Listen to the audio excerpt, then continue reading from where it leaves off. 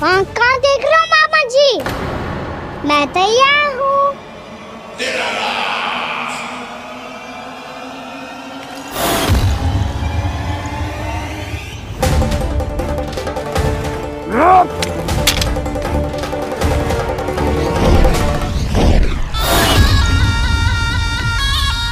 मामा जी, आप सदैव इसी तरह क्रोध में रहते हो क्या?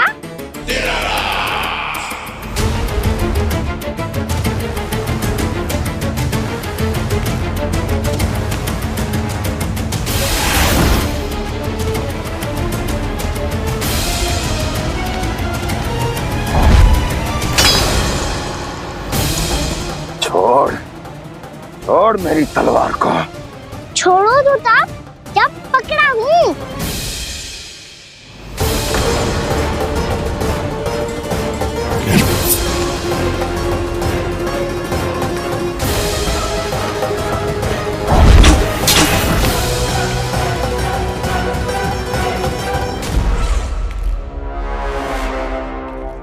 मामा जी,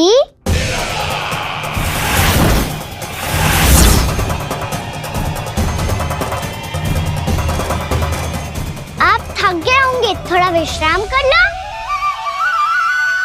आपका तो पता नहीं, मैं अवश्य थक गया हूँ।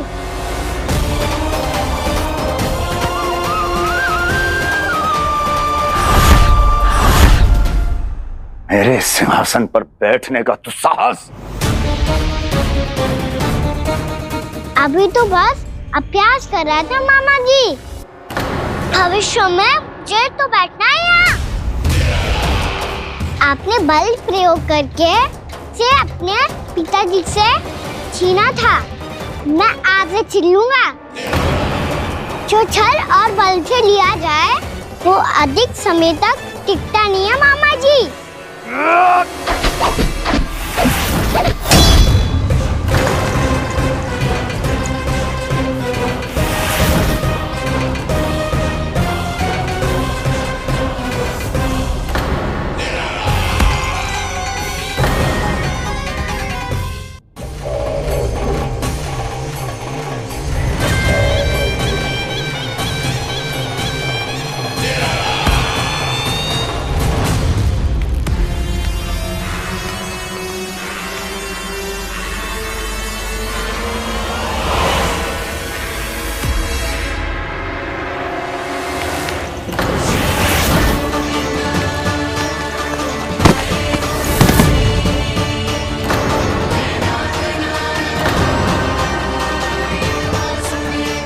शीघ्र ही आपको ये सिंहासन छोड़ना होगा।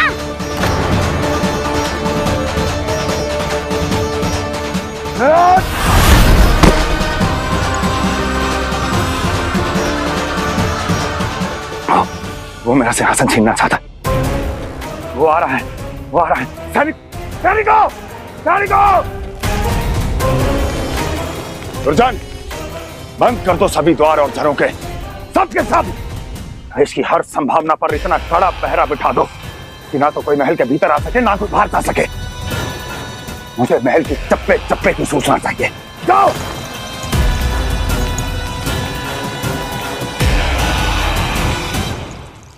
सिंहासन।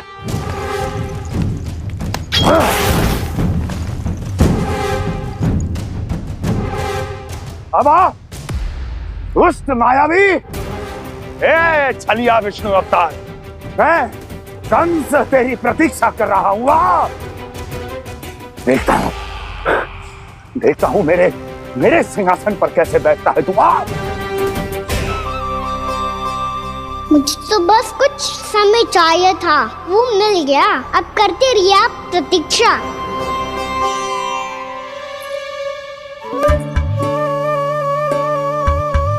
जी अपने आप से बातें क्यों कर रहे हो जी?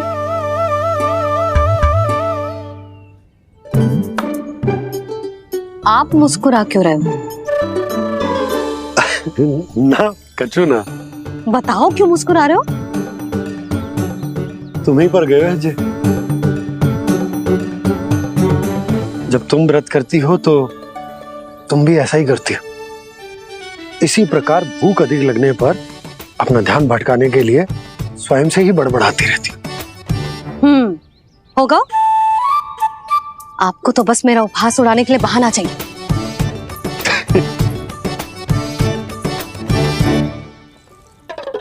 लल्ला, भूख लगी है? ना मैया, व्रत करे तो भूख कैसे लगेगी?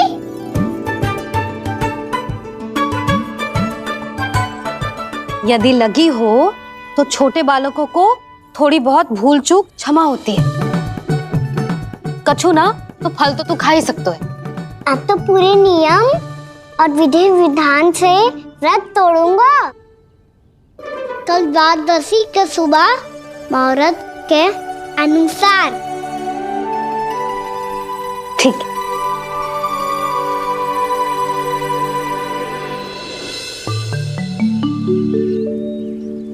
लल्ला, एकादशी समाप्त हो गई है, द्वादशी लग गई है।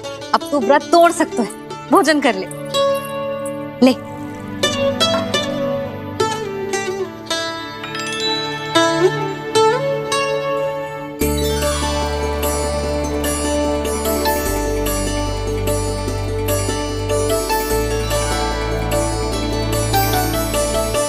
आज तो कार्य कर लीजिएगा। मैं ना चाहती कि सब गांव वाले फिर से आपका उपहास उड़ाएं। अरे, इसी क्षण कार्य आरंभ करना आवश्यक ना है। कुछ खा तो लो। कल भी पूरे दिन व्रत में रहे, अब तो कुछ खा लो। ना ना, अभी बिल्कुल भूख ना है। और हाँ भगवान, तुम्हें चिंता करने की आवश्यकता नहीं है। आज मैं किसी को भी 2 शब्द कहने का अवसर नहीं दूंगा। अरे, कुछ खाओगे पियोगे नहीं तो कैसे रहोगे?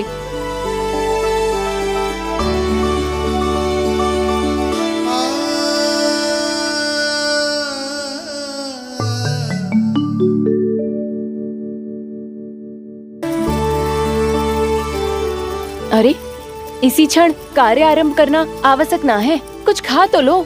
ना ना, अभी बिल्कुल भूख ना है। और हाँ भगवान, तुम्हें चिंता करने की आवश्यकता नहीं है।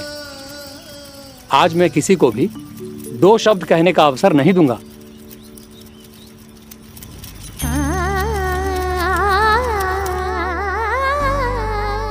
ठहर, मैं तेरे लिए मट्ठा लेके आती हूँ।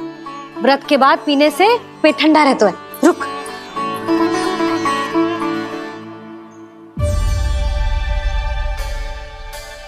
भक्तों ने अभी तक व्रत नहीं तोड़ा है, मैं कैसे तोड़ लूं?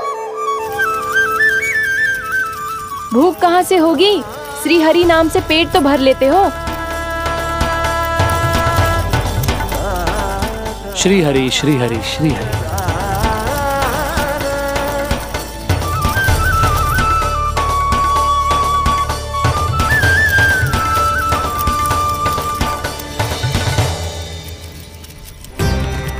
हरि हरि प्रभु हरि, हरि हरि प्रभु हरि, हरि हरि प्रभु हरि, हरि हरि प्रभु हरि। कल से अन्न का एक दाना ना गो है पेट में। अब क्या व्रत तुड़वाने भी आपके प्रभु ही आएंगे? अब क्या व्रत तुड़वाने भी आपके प्रभु ही आएंगे? मैया,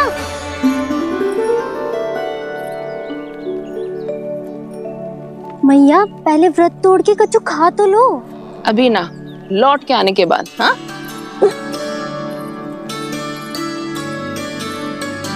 बलराम, ठहरो पुत्र, पहले कुछ खा लो। व्रत तोड़ना आवश्यक होता है। मैया ने एकादशी का महत्व बताया। लगता है मुझे सबको द्वादशी पर व्रत तोड़ने समाप्त करने का महत्व बताना होगा। हरि हरि हरि हरि हरि, मेरे हरि।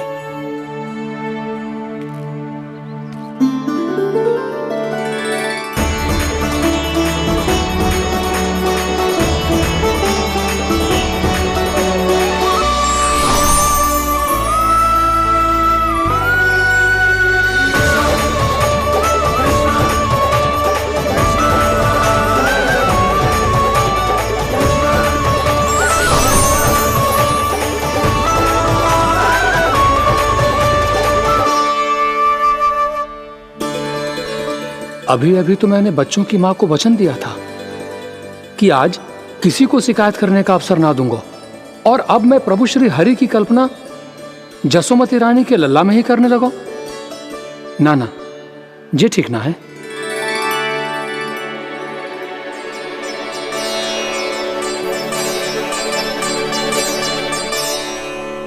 ठीक ही तो है, बिल्कुल सही पहचाना है आपने। बड़े तो बड़े, अब तो बालक भी हमारा उपहास उड़ाने लगे। मैं आपका उपहास नहीं उड़ाने आया, मैं तो आपके एकादशी के व्रत को पूरा कराने आया हूँ।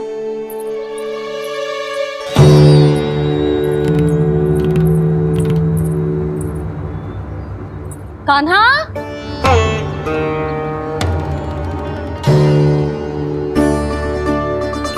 तो ये रे आपकी छड़ी और ये रे मेरी पीठ।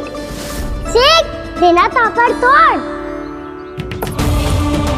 आज तो इसकी पीठ सेक के रहूंगी मैं। मैया घर पे भूखी मुझे ढूंढ रही होगी। लो आज द्वादशी के दिन पहले प्रहर में भोजन करके अपना एकादशी का व्रत पूरा करो आप। धन्यवाद राजकुमार, पर अभी हमें भूख नहीं है, बहुत सारा काम पड़ा है, और अभी थोड़ी ही देर में शंकरी बहन भी अपनी मटकी लेने आती होंगी।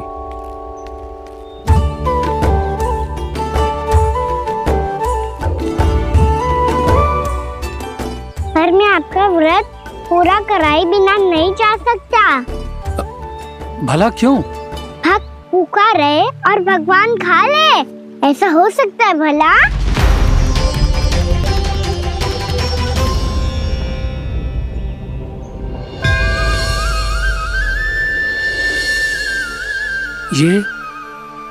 ये कैसा भ्रम हो रहा है मुझे लगता है अपना काम करना चाहिए। द्वादशी के पहले प्रहर में व्रत पूरा करना बहुत आवश्यक होता है, ना तो एकादशी का व्रत भी पूरा ना मानो जातो। इतनी सारी ज्ञान की बातें तुम्हें कैसे पता है लल्ला?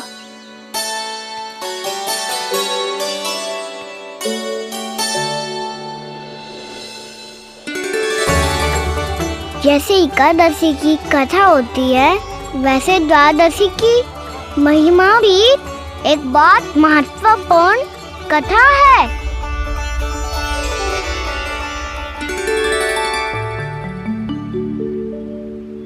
कैसी कथा? बिल्कुल सही समय पे आई हो आप, क्योंकि आपको ये कथा आपको अवश्य सुननी चाहिए।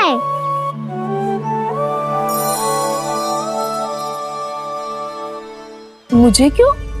पहले सुन तो लियो, फिर स्वयं ही पता चल जाएगा। बहुत समय पहले एक राजा हुआ करते थे, राजा अम्बरीश। भगवान श्री हरि के बहुत बड़े भक्त थे। ओम नमो नारायणाय। ओम नमो नारायणाय।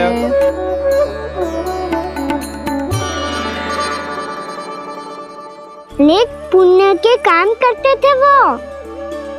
अपनी पत्नी के साथ हरि का नाम जपते रहते थे। उन्होंने 12 माह एकादशी का व्रत करो निर्जल पास किया, और जब उनकी 12वीं एकादशी का व्रत द्वादशी के दिन तोड़ने का समय हुआ, तभी महर्षि दुर्वासा अपनी 100 शिष्यों के साथ उनके महल में पधारे। प्रणाम स्वीकार करें महर्षि। आप जैसे महान ऋषि मेरे राज्यसभा में आए, वो भी ऐसे अवसर पर जब मैं और मेरी पत्नी निरंतर 12 एकादशियों के बाद अंतिम एकादशी का व्रत तोड़ेंगे। इससे बड़े सौभाग्य की क्या बात हो सकती है हमारे लिए? आज आपके साथ साथ मेरा और मेरे शिष्यों का एकादशी व्रत भी पूरा होगा। संभव है प्रभु की इच्छा यही हो कि हम सब अपना व्रत एक साथ तोड़ें। ये तो अत्यधिक प्रसन्नता की बात है महर्षि। तो फिर ठीक है, हम सब यात्रा से थके हैं, व्रत तोड़ने से पहले हम स्नान करना चाहते हैं। जैसी आपकी इच्छा महर्षि। जब तक आप लोग लौटेंगे तब तक आपके सारे प्रबंध यहाँ हो चुके होंगे।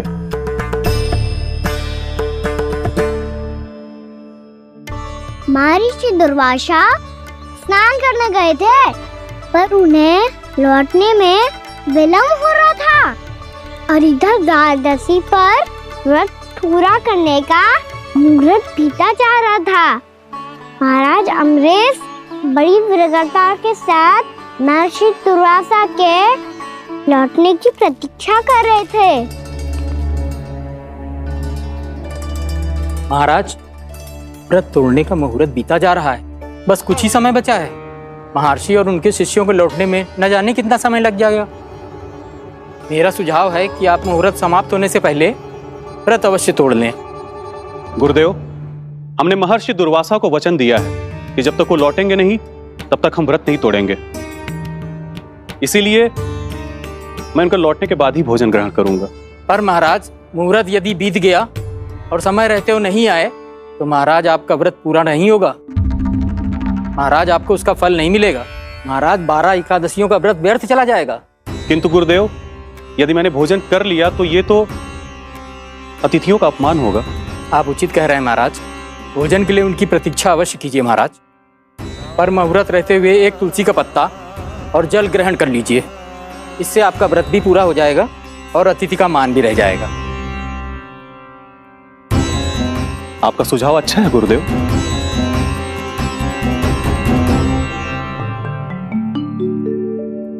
जैसे ही महाराज ने तुलसी का पत्ता खाया, वैसे ही महर्षि दुर्वासा लौट आए। महाराज,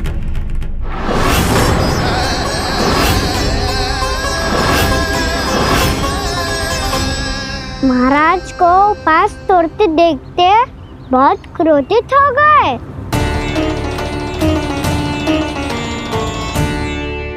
बहुत बड़े भक्त हैं आप, परंतु आप ये नहीं जानते अपने अतिथियों के साथ कैसा व्यवहार करना चाहिए। आपने हमें साथ भोजन करने का वचन दिया था, पर अपना व्रत क्यों तोड़ा आपने? महर्षि, मैंने भोजन नहीं ग्रहण किया। कहीं मुहूर्त न निकल जाए इस कारण मैंने एक तुलसी का पत्ता ग्रहण कर लिया। 56 भोग खाया हो या एक पत्ता, अपना व्रत तोड़कर अतिथियों का अपमान किया है, मेरा अपमान किया है। अब आपको दंड भोगना होगा ताकि आप सीख पाएं कि अतिथियों के साथ कैसा व्यवहार होना चाहिए। महर्षि, आप जो भी दंड मुझे देंगे मुझे स्वीकार है, किंतु आप क्रोधित मत होइए। क्रोध का कारण आपने दिया है महाराज। एक महर्षि का अपमान करके राक्षसी प्रवृत्ति का परिचय दिया है आपने, इसीलिए अब एक राक्षसी आपको दंड देगी।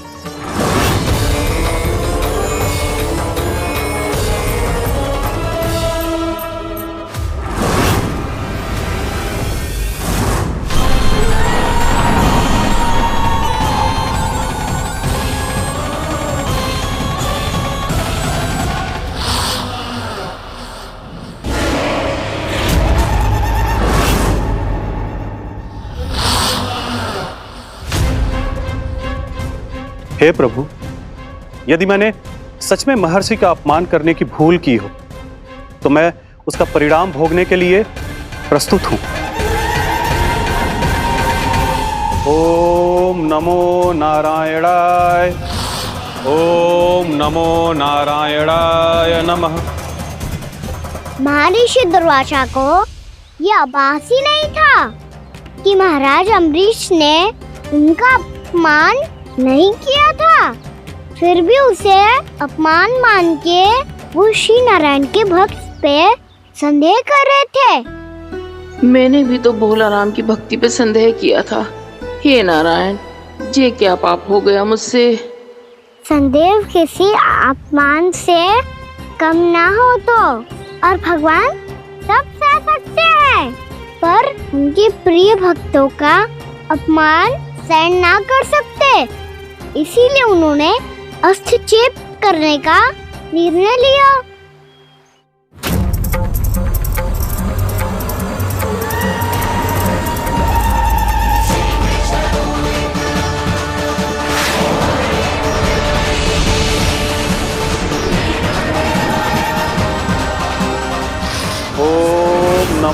नारायणाय।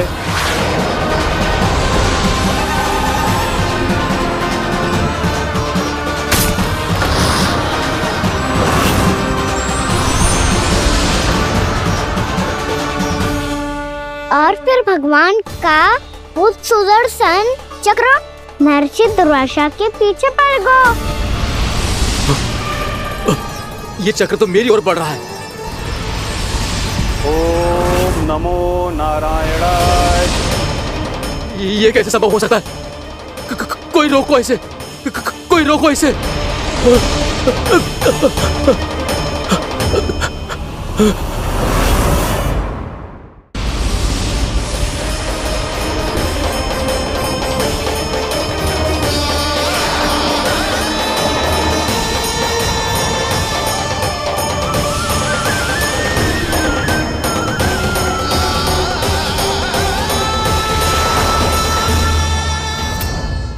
चक्र से अपने प्राण कैसे तैसे बचाते बचाते महर्षि दुर्वासा ब्रह्मलोक जहाँ पहुँचे।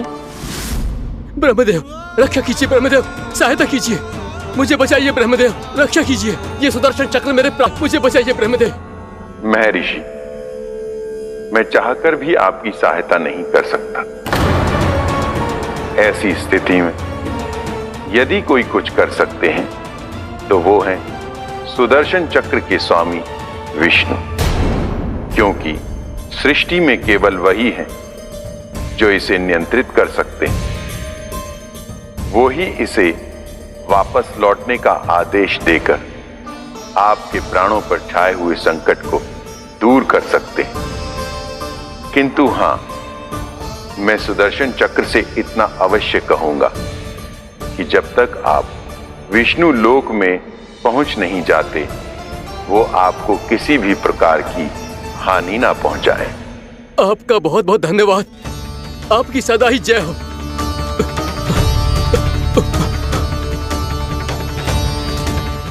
फिर क्या था?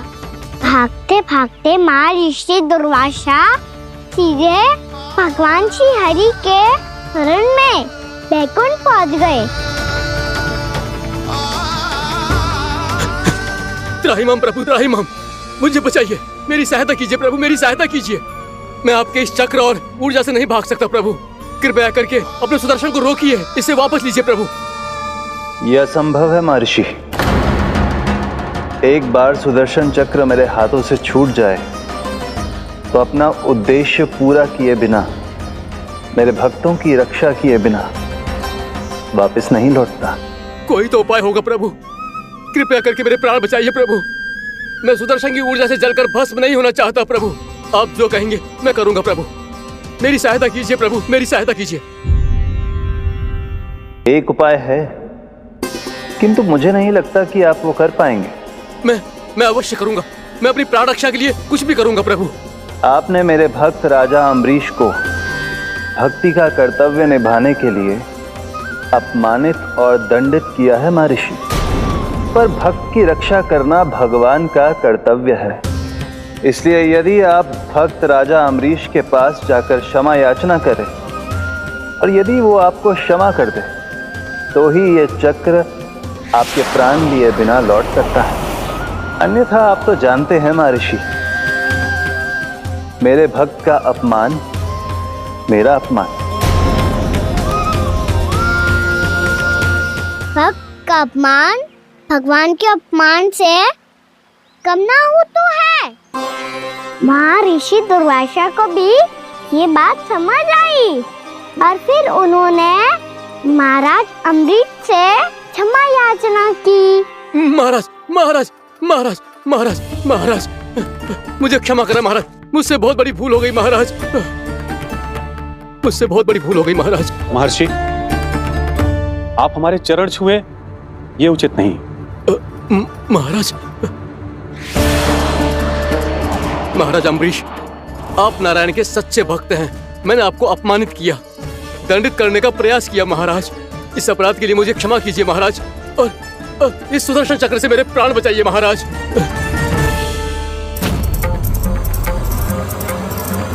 हे महान सुदर्शन, यदि महर्षि के लिए मेरे हृदय में अभी भी वही सम्मान और प्रेम हो जो इनके प्रथम आगमन पे था, तो कृपया आप अपने धाम वापस लौट जाइए।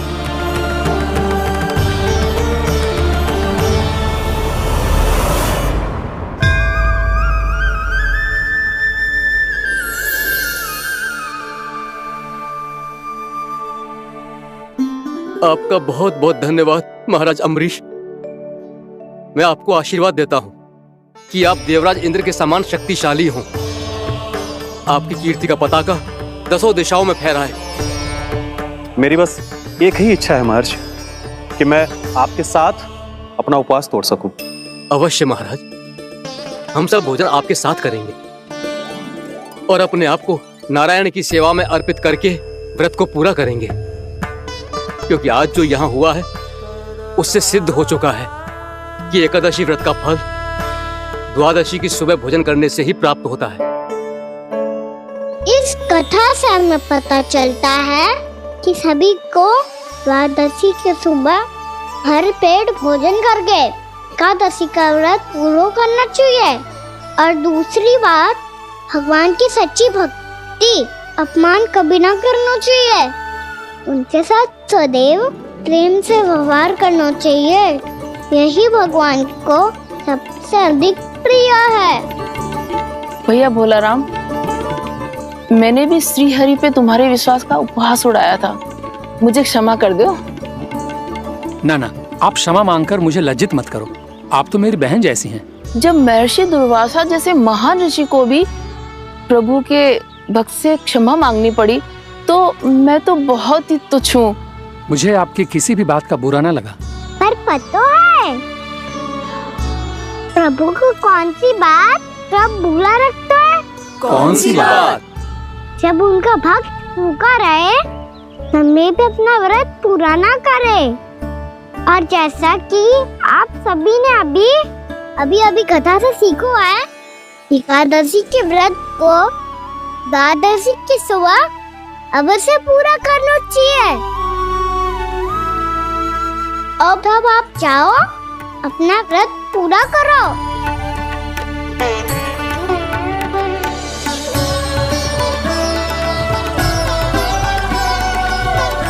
मैं आपके लिए जल लेके आती हूँ।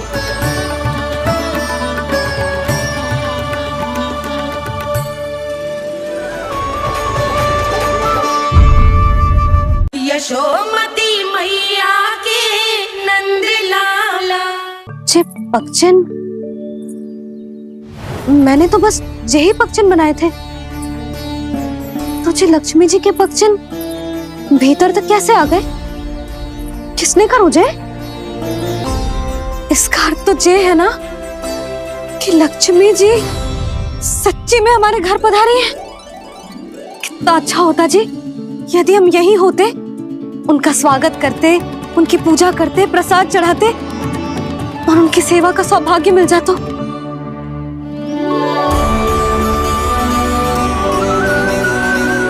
तो अभी भी मिल सकते हैं मैया।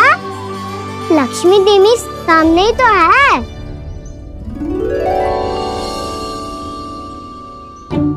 कान्हा सही कह रहे हो यशोदा। लक्ष्मी जी का आशीर्वाद हमारे साथ ही है। और वैसे भी जिन पर नारायण की कृपा होती है, लक्ष्मी जी उनके साथ तो होती ही है। पर मैं कैसे संतोष करूं? मेरा मन हो रहा है कि कैसे भी मुझे उनके साक्षात दर्शन मिल जाते। अरे ये देखो तो सही, उनकी उपस्थिति का संकेत दे दियो है। ये कोई साक्षात दर्शन से कम है क्या? चलो हम लक्ष्मी पूजन कर लेते। इस बार तो हमारे साथ कान्हा भी लक्ष्मी पूजन करेगा। प्रभु मेरी पूजा करेंगे? मैया की इच्छा तो यही है। पर आप मेरी पूजा कैसे कर सकते हैं प्रभु? आप मेरे स्वामी हैं। आपकी पूजा करना मेरा धर्म है। नहीं प्रभु, यह अनुचित होगा। मैं आपसे मेरी पूजा नहीं करवा सकती।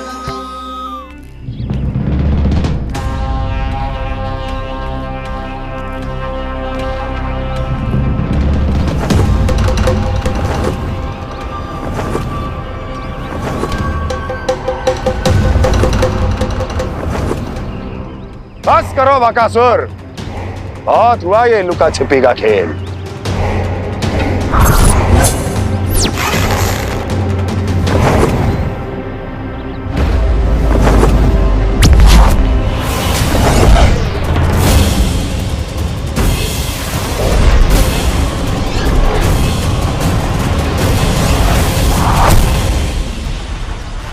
प्रणाम कंस।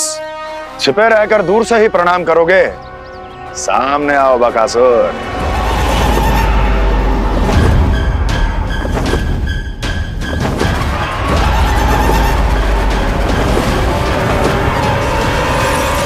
चेतावनी को प्रणाम समझने की भूल केवल तुम ही कर सकते हो कंस।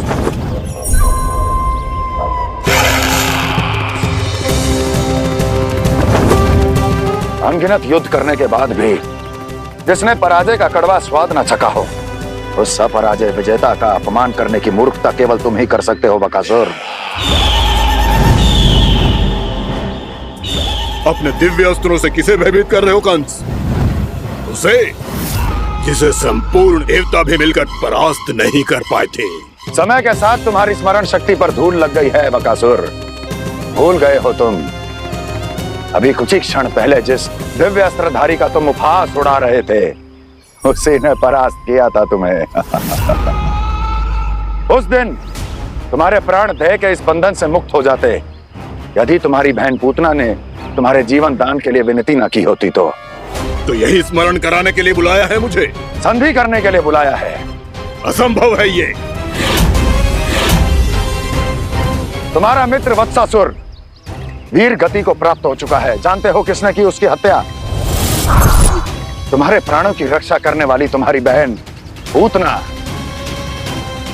प्राण गवा चुकी है अपने। जानते हो किसने की उसकी हत्या? किसने मारा मेरी बहन को? किसने मारा मेरे मित्रों को? किसने बुलाई है अपनी मृत्यु? उसी ने जो मेरा भी शत्रु है। इसीलिए बुलाया है तुम्हें यहाँ पर संधि करने के लिए, प्रतिशोध का एक अवसर देने के लिए। तुम नाम बताओ उसका कंस। उस दुष्ट को कच्चा ही निगल जाऊंगा मैं। बोलो कौन है वो? एक बालक है, कृष्ण। किंतु वो एक विष्णु अवतार है बकासुर। किसी का भी अवतार क्यों ना हो, इसी क्षण से मैं हूं उसके काल का अवतार। तुम केवल इतना बताओ कि कहां मिलेगा वो? वृंदावन।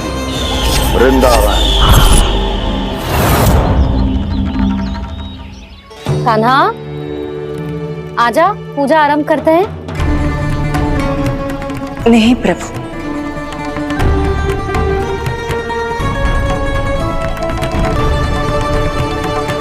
क्या सोच रहे हो लल्ला? आजा।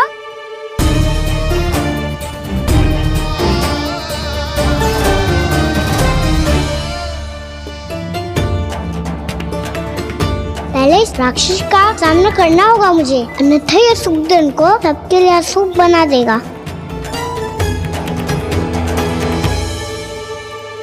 मैया, लक्ष्मी जी की पूजा से पहले सारे घर में दिए जलाकर उनका स्वागत करना चाहिए ना? कितना सयाना होगा मेरा लल्ला। चलो जी, दिए जलाए। आजा। प्रभु, मैं कुछ नहीं जानती। कोई भी योजना बनाइए, कोई उपाय निकालिए, पर आप मैया को मनाइए। आप मेरी पूजा नहीं कर सकते, ये शोभा नहीं देगा।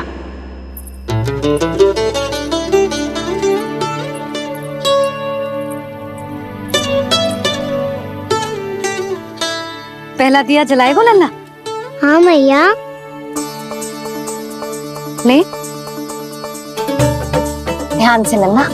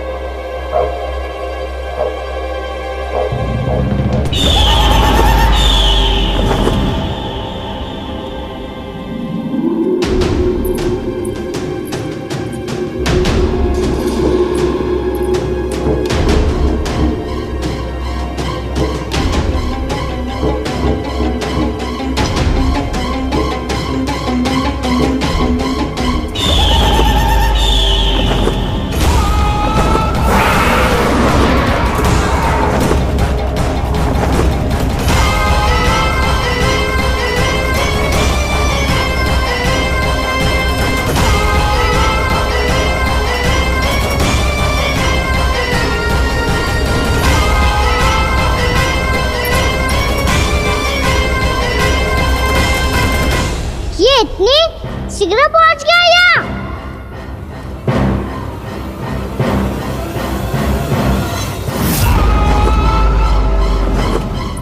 जी, श्वेत रंग का आकाश में क्या गया? सुनो जी, देखो आपने। जी तो अवश्य ही बहुत अशुभ संकेत है जी। कहाँ है वो? कहाँ है विष्णु अवतार कृष्ण? दिवाली के शुभ दिन अशुभ संकेत की बात कर रही हूँ मैया। ये तो कयूर तीव्र चलने के कारण मुझे है, फिर से चला लेंगे। साधारण दीपक ही तो है ये साधारण ना है लल्ला। दीपावली के दीपों का बहुत विशेष महत्व होता है। तो है मैया। वनवास के बाद जब राम जी लौट कर आ रहे थे तब उनके स्वागत में पूरी अयोध्या में ये दीप जलाए गए थे। दीपावली अमावस्या की रात को पड़ती है और रात का अंधेरा मन के भीतर के उस अंधेरे का प्रतीक हो तो है जो बुराई को शक्ति दे तो है।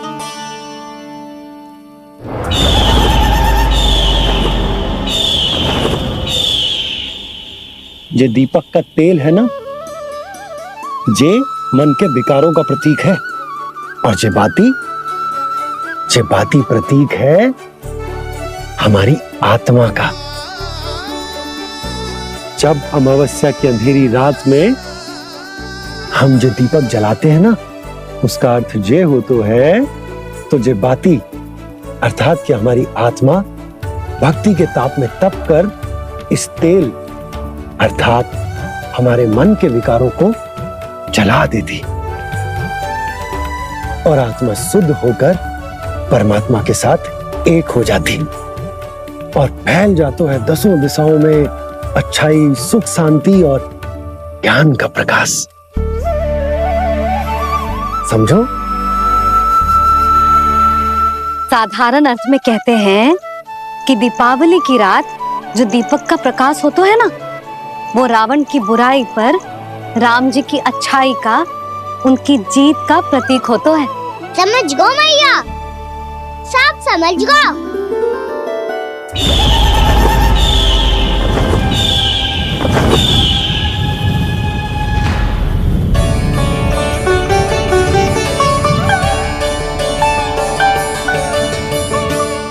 आज हम ये सारे दीपक जलाएंगे बाबा, और इसके प्रकाश के कारण कोई भी विकार, कोई भी बुराई वृंदावन में प्रवेश ना कर पाएगी, वृंदावन में प्रवेश ना कर पाएगी।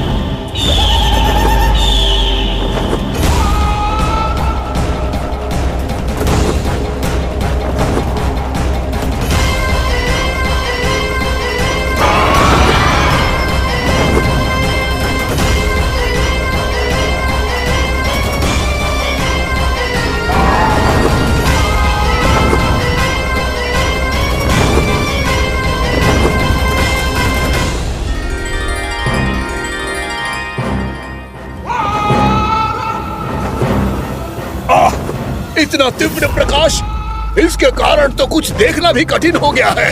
और मुझे इन दीपकों की उष्मा क्यों अनुभव हो रही है? कैसे संभव है ये? आज बुराई पर अच्छाई की विजय की रात है। आज वृंदावन के निकट आने का प्रयास ही ना करना बकासुर, अन्यथा इन दीपकों की लो तुम्हें जलाकर भस्म कर देगी। इन दीपकों की अग्नि तो सचमुच मुझे जला रही है।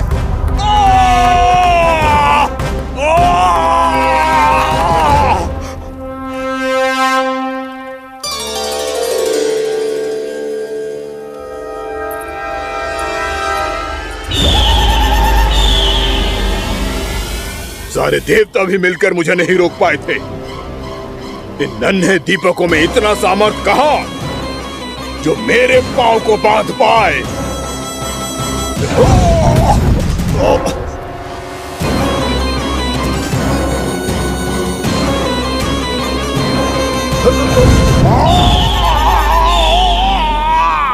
इन्हें अंधेरा मिटाने वाले साधारण दीपक समझने की भूल मत करो बकासुर। वृंदावन में जलने वाला हर दीपक उस भक्ति का प्रतीक है जिसकी लो मेरे भक्तों ने अपने हृदय में जला रखी है।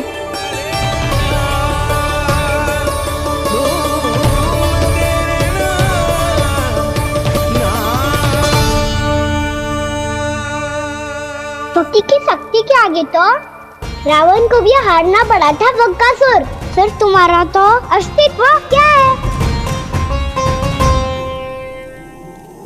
तो फिर अब मैं भी देखता हूँ ये दीपक कब तक तेरे वृंदावन को मुझसे बचाते हैं। जैसे ये सारे दीपक बुझ गए थे और चारों ओर अंधेरा छा गया था, मुझे लग रहा है अवश्य ही कोई बुरी ऊर्जा है हमारे आसपास। यशोदा, अंधेरे को भूल जाओ, चारों ओर बिखरे इस प्रकाश को देखो। जे मैया लक्ष्मी की उपस्थिति का संकेत, उनका आशीर्वाद हमारे साथ। आप अभी तक यही हैं देवी? मैं कैसे जा सकती हूँ? यशोमती मैया मेरे दर्शन करना चाहती है, जिनकी इच्छा आप नहीं टाल सकते। उनकी इच्छा का मान मैं ना रखूं, ये तो संभव ही नहीं है।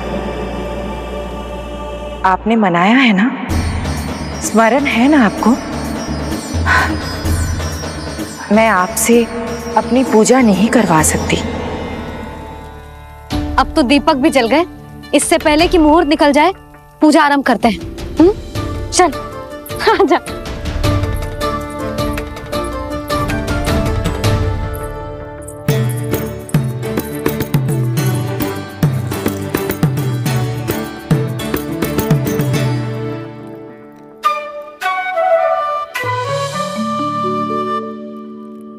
यदि हमारे आसपास कोई बुरी ऊर्जा ना है और यदि लक्ष्मी जी की कृपा सच्ची में हम पे है, तो जब तक हमारी पूजा समाप्त होगी ना कान्हा, तब तक इस केले के आगे का भाग अपने आप दब जाएगा। कान्हा, ये भी दीपावली की एक प्रथा है। इससे पता चलता है कि माँ लक्ष्मी की कृपा हम पर बनी हुई है कि ना।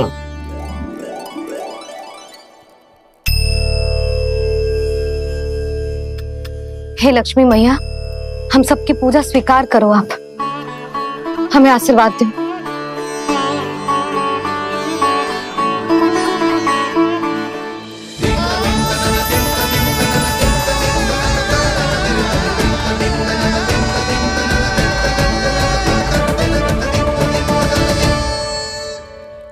आपने सही कही थी जी, मैया लक्ष्मी का आशीर्वाद हमारे साथ ही है, सच्ची में हमारे साथ यही है।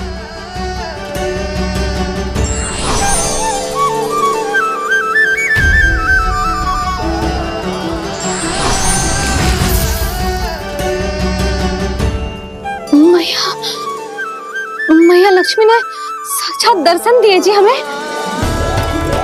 हाँ यशोदा, मैया ने हमारी भक्ति स्वीकार कर ली।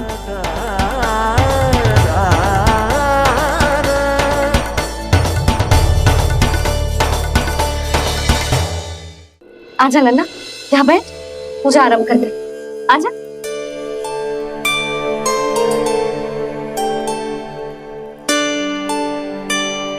प्रभु नहीं, प्रभु क्या कर रहे हैं आप?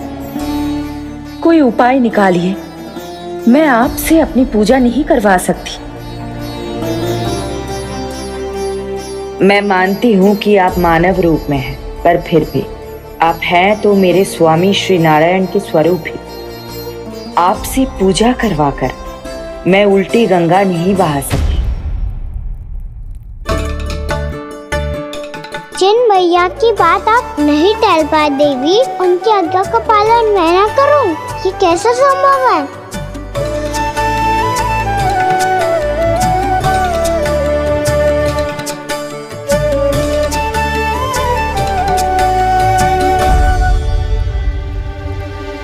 पर आप इतनी विचलित क्यों हो रहे हो? प्रेम और पूजा में कोई अंतर नहीं होता।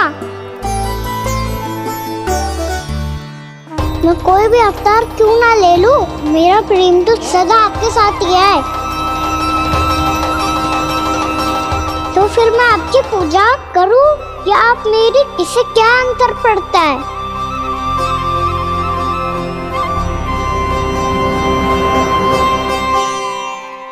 तोड़ जगत की परिपाटी और छोड़ पुरुष अभिमान, अर्धांगिनी का पूजन कर प्रभु रच रहे नया विधान।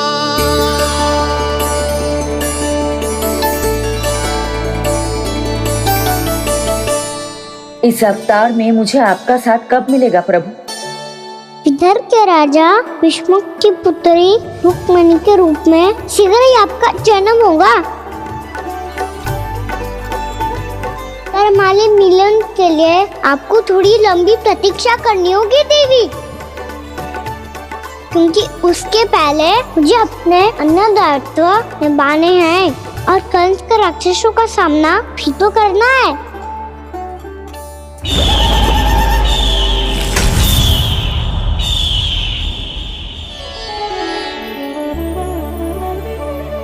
बोलो लक्ष्मी मैया की जय। सच्ची में आज बहुत ही शुभ दिन है। हाँ यशोदा, मुझे भी अब विश्वास हो गया कि अब से सुख और समृद्धि ही हमारे वृंदावन का भाग्य बनेगी।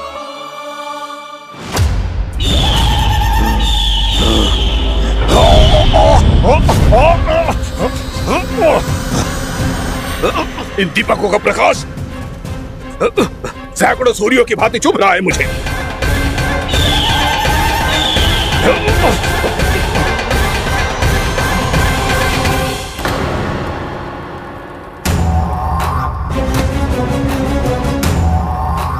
मैं भी बकासुर हूं, हार मानना तो मैंने सीखा ही नहीं। इसी वन में घात लगाकर बैठा रहूंगा। जैसे ही ये दीपक बुझेंगे, मैं इस वृंदावन पर और उस विष्णु अवतार पर आक्रमण कर दूंगा। नहीं छोड़ूंगा उस मायावी कृष्ण को। उसने मेरी बहन पूतना का वध किया है। नहीं छोड़ूंगा उस मायावी कृष्ण को। नहीं छोड़ूंगा उस मायावी कृष्ण को। चाहे जितनी बार मेरा नाम जप लो बकासुर, इसका फल तो तुम्हें कल ही मिलेगा।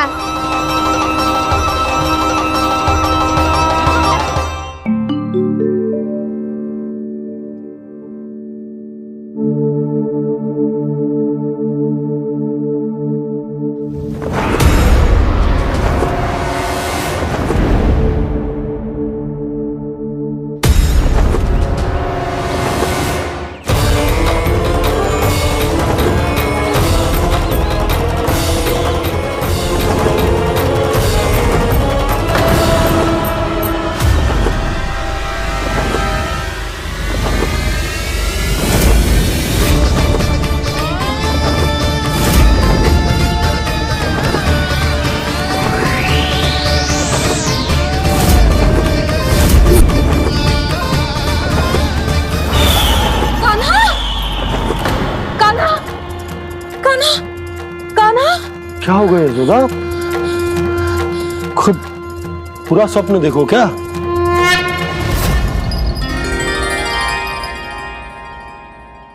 अरे वाह कान्हा, आज तो समय से पहले तैयार होगा तू।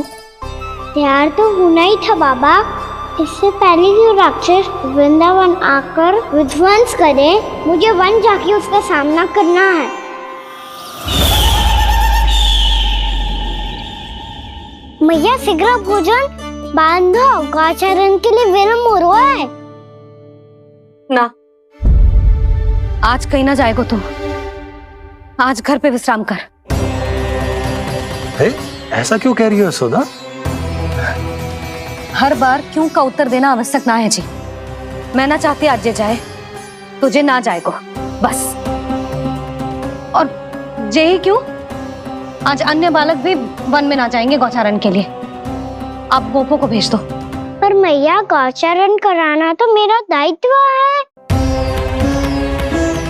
और तेरी देखभाल करना, तुझे सुरक्षित रखना मेरा दायित्व है। बाबा,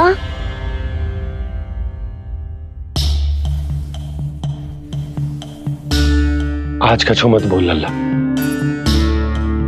कभी कभी तेरी मैया को मना पाना मेरे बस की भी बात ना होती।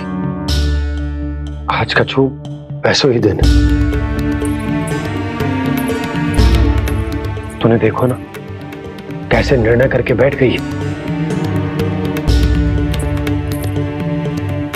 इससे पहले कि वो राक्षस जगजा और वृंदावन वासियों को कोई हानि पहुंचाए, मुझे वहां पहुंचना पड़ेगा।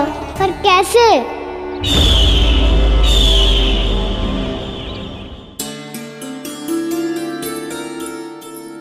मैया, जाने दो ना तो क्या कहेंगे सब। कान्हा ने दूसरे दिन ही छुट्टी ले ली। जिसे जो कहना है कहे, मेरे लिए तेरी सुरक्षा से अधिक महत्वपूर्ण और कछु ना है। देख लल्ला, ना जाने क्यों मेरा मन कह रहा है कि आज वन सुरक्षित ना है, इसीलिए हट मती कर। आज किसी भी मूल्य पे जाने ना दूंगी तुझे।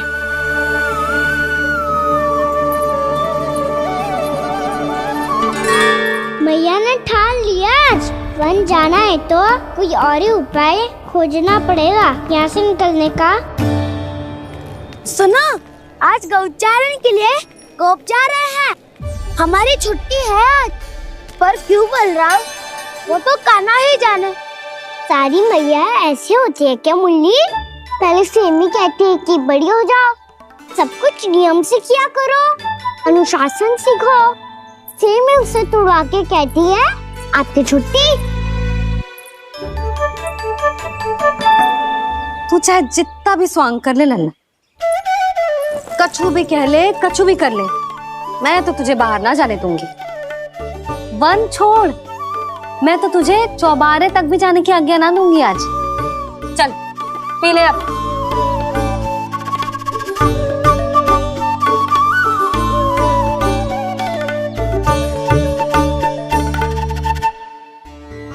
आप समझ नहीं रही हो, मैं नहीं गया तो बहुत बड़ी समस्या हो जाएगी मैया।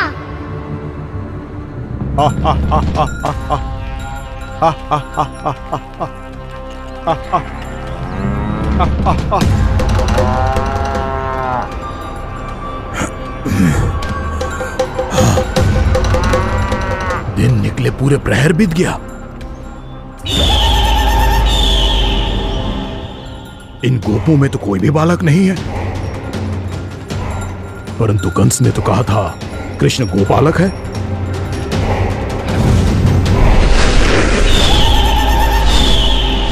लगता है मुझसे भयभीत हो गया है वो, तभी तो आज गौचारण के लिए नहीं आया। पर मैं भी वकासुर हूँ, जल में छिपी हुई मछलियों को ढूंढ निकालना बहुत अच्छी तरह आता है मुझे।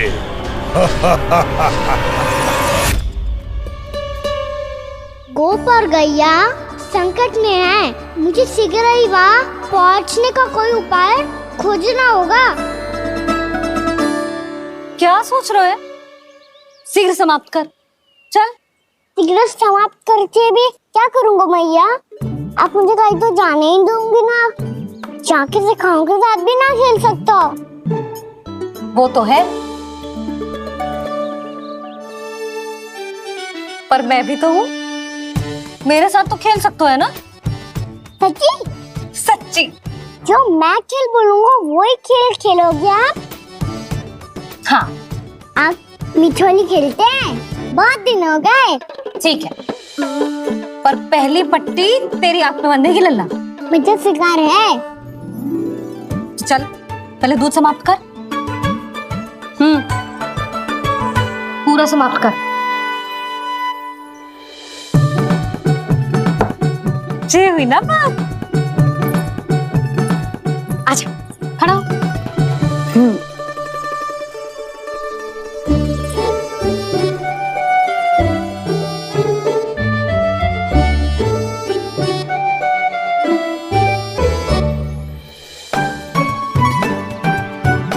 कुछ दिख तो ना रहा।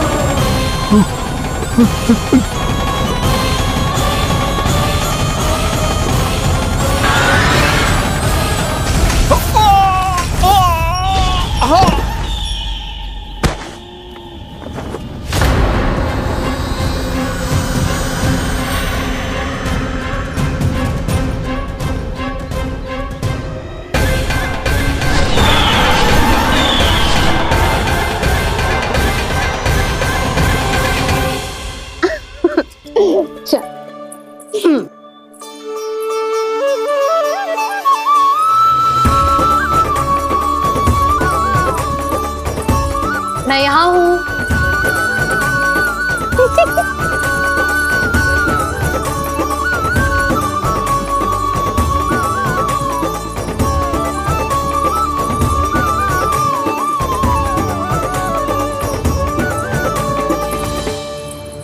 इससे पहले कि वो राक्षस किसी को हानि पहुंचाए, मुझे उस तक पहुंचना होगा।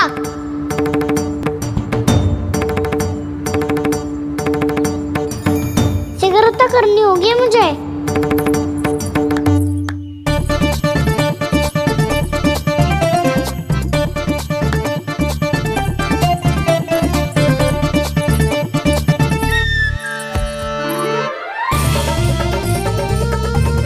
पकड़ लियो मैया, पकड़ लियो। हाँ हाँ पकड़ लियो। पर तू तो अभी वहां था ना, यहाँ कैसे आ गया? आप भी तो वही थी मैया। सिकरा यहाँ कैसे आ गए? बहाना बनाने से ना बनूंगा मैं। चलो अब आपकी बारी। हाँ हाँ ठीक है।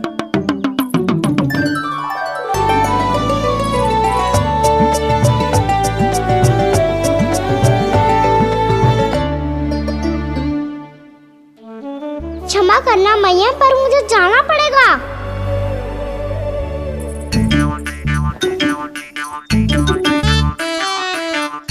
मैया पकड़ो मुझे। कहाँ है नंदा?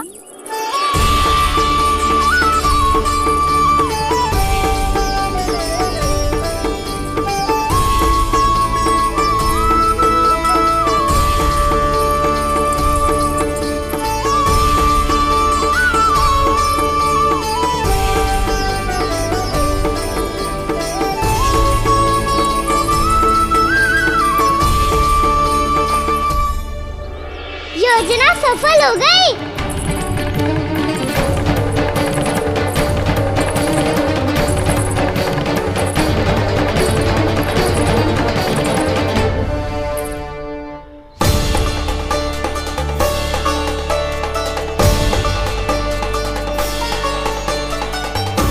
मुझे माफ करना मैया, आपको बिना बताए जाना पड़ रहा है।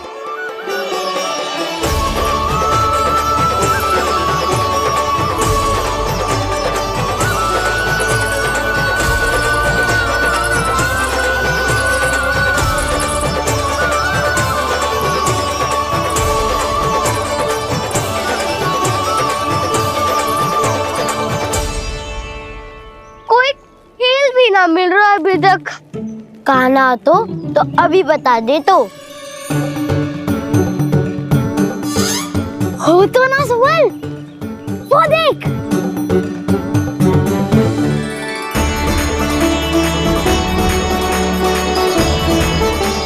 क्या कर रहा है इतनी शीघ्रता में? वन की ओर जा रहा है, वो सारे कर रहे। चले। हाँ।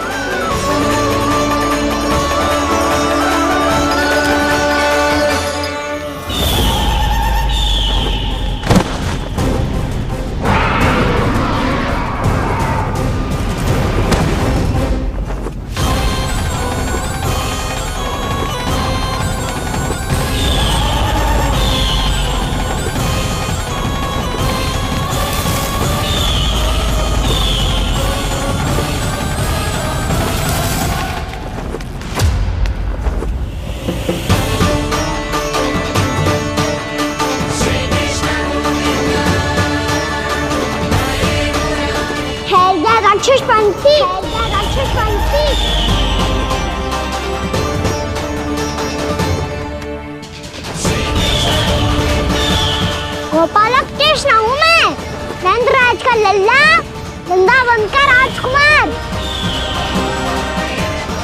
मेरे रहते तो मेरी प्रजा को कोई हानि ना पहुंचा सकता।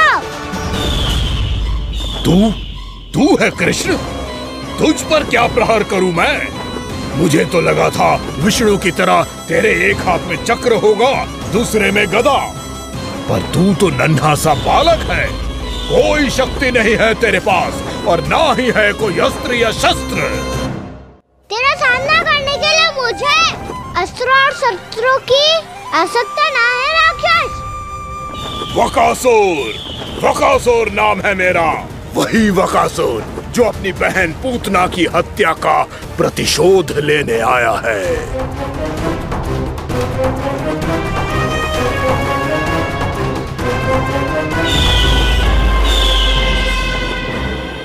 जानता है, इंद्र, अग्नि, वायु, वरुण, यम या कोई भी अन्य देवता कोई मेरे समान शक्तिशाली नहीं है।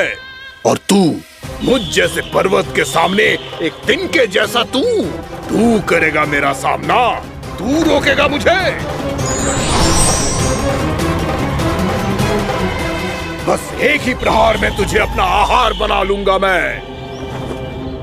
छोटा चना बाजेगा ना? धमकियां देने से युद्ध नहीं जीते जाते बदकसूर। जो कार्य हो करके दिखाओ।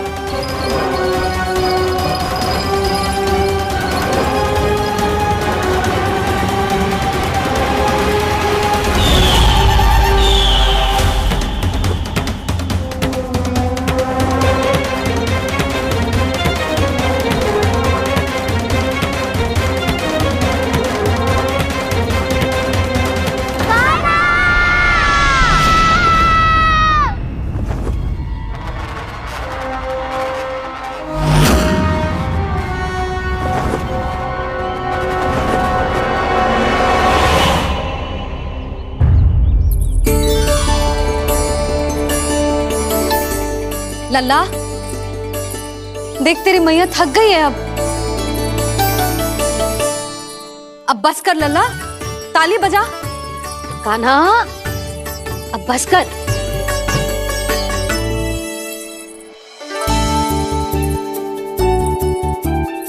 ताली बजा, ताली बजा, कोई संकेत तो दे, बता कहाँ है तू? पकड़ लिया।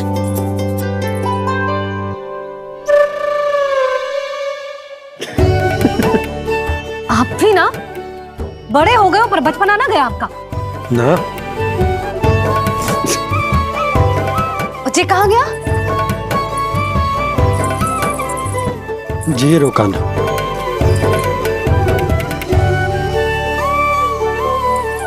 फिर से मेरे साथ छल करके भाग गए और गए हो कहाँ? नंदराज, नंदराज। भानु, वो पंछी, राक्षस पंछी, बहुत बड़ा पंछी। भानु, राक्षस, राक्षस। भानु, क्या क्या होगा?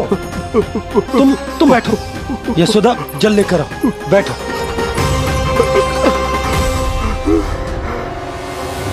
यदि आपको भूख लगी है तो मुझे खा लो, पर मेरे सखाओं को छोड़ दो पंछी जी। आप मुझे ही खा लो, लेकिन कान्हा को छोड़ दो।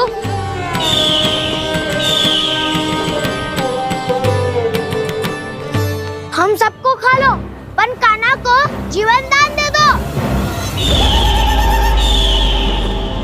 कितनी अद्भुत है प्रभु के सखाओं की ये भावना कि सखा के प्राण को बचाने के लिए अपने प्राणों का त्याग करने को भी तत्पर हैं ये सब। देवराज, वैसे तो प्रभु क्षण भर में सब कुछ संभाल सकते हैं, पर हमें अपना कर्तव्य निभाना होगा। प्रभु की सहायता हमें करनी होगी। हाँ देवराज, प्रभु की सहायता करनी चाहिए हमें। स्वयं नारायण की कृपा है हमारे मित्र पर, उसे छोड़ दो, अन्यथा देवता तुम्हें नहीं छोड़ेंगे। पर मैं देवता के आने की प्रतीक्षा नहीं करूंगा। मेरे भाई को इसी क्षण मुक्त कर दो असुर, या फिर मेरा सामना करने के लिए तैयार हो जाओ। आवश्यकता पड़ी तो तुम्हारा उदर फाड़ के भी अपने भाई की रक्षा करूंगा मैं। तो फिर आ बालक, तुझे भी तेरे भाई के पास पहुंचा देता हूँ मैं। प्रयास करके तो देखो दोस्त, तुम्हारे चोंच के टुकड़े टुकड़े ना कर दिए तो मेरा नाम भी बलराम नहीं, तो मेरा नाम भी बलराम नहीं।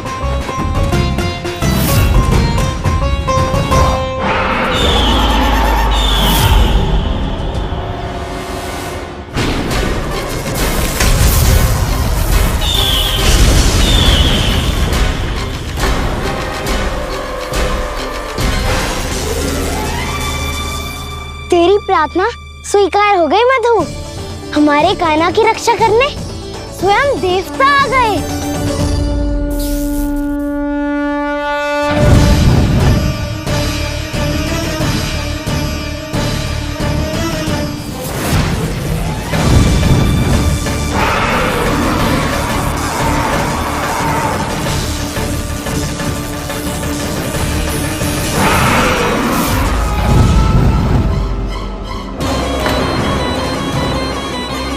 बस करो इंद्र, अपने वज्र का प्रयोग मत करो। तुम्हारे प्रहार से मुझे गुदगुदी हो रही है।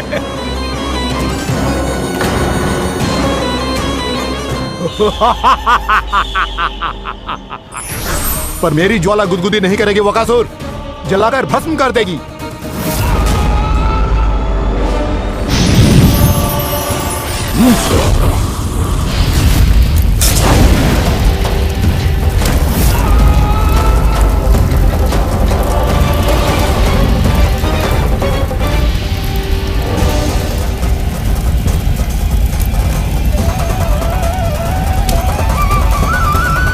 क्या बहुत बड़ो? बहुत बड़ो पंछी।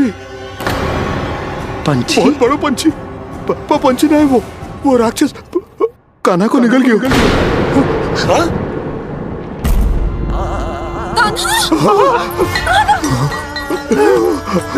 कान्हा!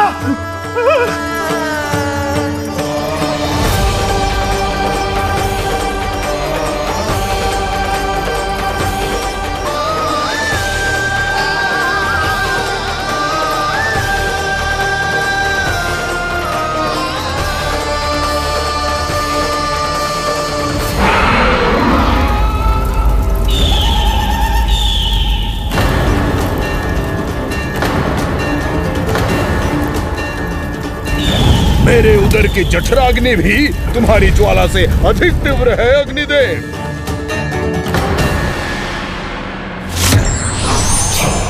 अब यम का पाश ही दंड देगा इसे।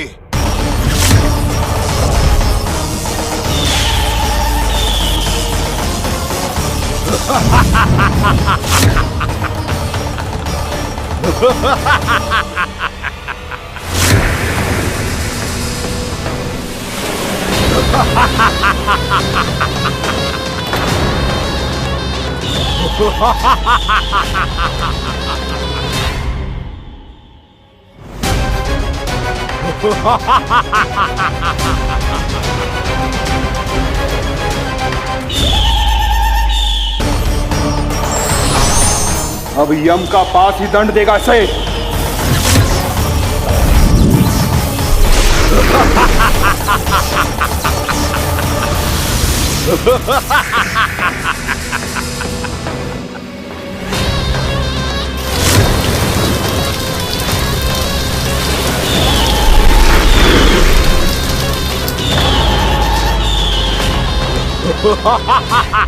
तूने जल की धार को भले ही काट दिया हो दुष्ट, पर हिम में धार नहीं होती।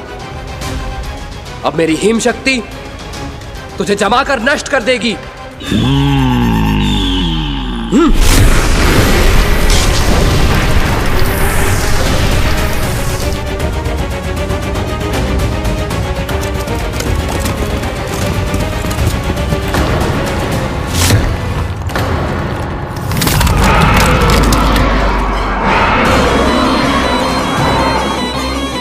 चंद्र, वरुण, यम, अग्नि, इंद्र, तुम में से कोई भी इस योग्य नहीं है कि मुझे पराजित कर पाए और इस विष्णु अवतार की रक्षा कर पाए।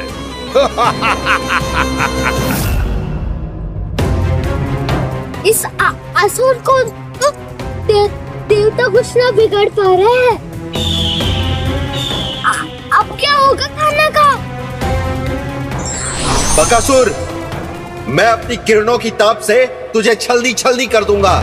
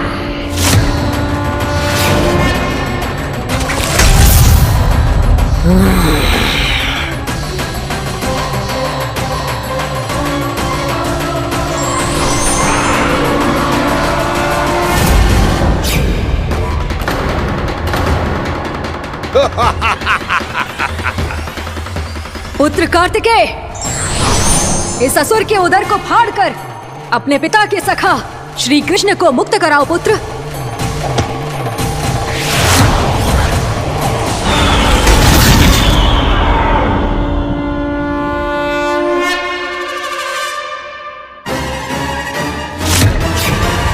मैंने कहा था, तुम में से कोई भी मेरा बाल भी बांका नहीं कर पाएगा। तुम देवताओं का तो सामर्थ्य ही क्या, स्वयं देवों के देव महादेव भी मेरा कुछ नहीं बिगाड़ पाएंगे। कृष्ण को अपने उदर में ही बचा जाऊंगा मैं।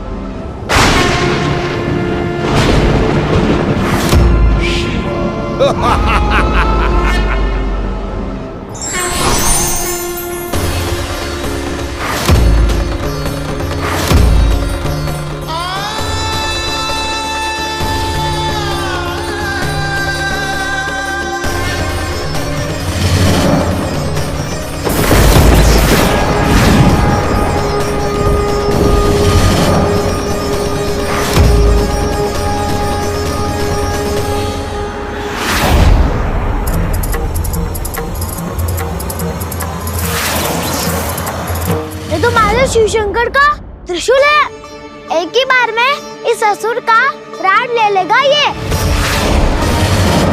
हाँ, महादेव का त्रिशूल।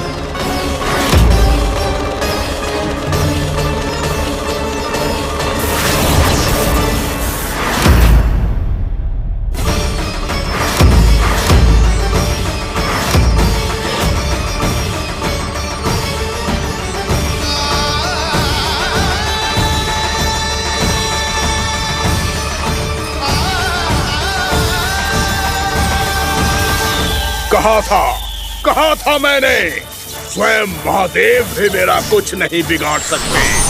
अजय हूं मैं, अजय।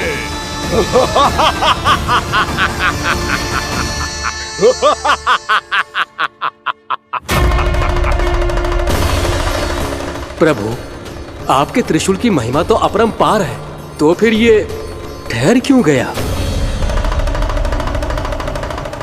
आपने अपने त्रिशूल को वापस क्यों ले लिया महादेव? इस दुष्ट का संहार क्यों नहीं किया? क्योंकि इसकी मृत्यु मेरे हाथों नहीं, मेरे सखा नारायण के अवतार श्री कृष्ण के हाथों ही होगी, और यही विधि का विधान है। पर पिताजी, श्री कृष्ण तो इस असुर के उदर में फंसे हुए हैं, हम उन्हें मुक्त कैसे कराएंगे? ये उन्हें स्वयं ही मुक्त करेगा पुत्र। श्री कृष्ण अपने अपमान से क्रोधित नहीं होते, पर अपने भक्तों का अपमान वो क्षण भर भी सहन नहीं कर पाते। वकासुर यही भूल कर रहा है, हम सबका निरंतर अपमान करके वो उन्हें क्रोध दिला रहा है। वो ये नहीं जानता कि शीघ्र ही उन्हें अपने उदर में रख पाना उसके लिए असंभव हो जाएगा।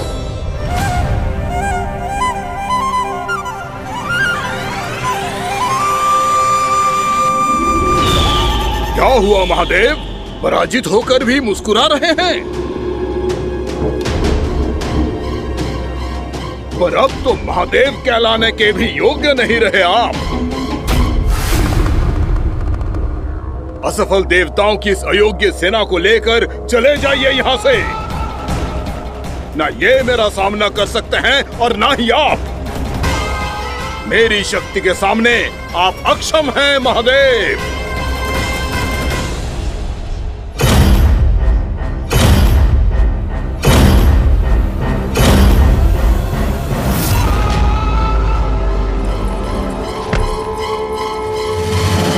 सुधा, जिस दुष्ट ने मेरे लल्ला को निगलो है ना, भीतर से जलेगो, छटपटाएगो, पीड़ा से कराएगो।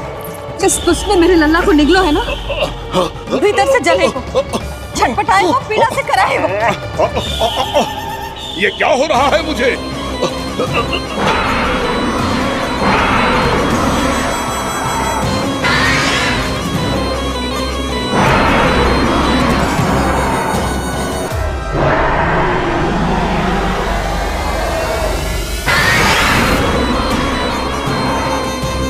मुझे ऐसा क्यों लग रहा है जैसे भीतर से जल रहा हूं मैं? ये क्या हो रहा है मुझे?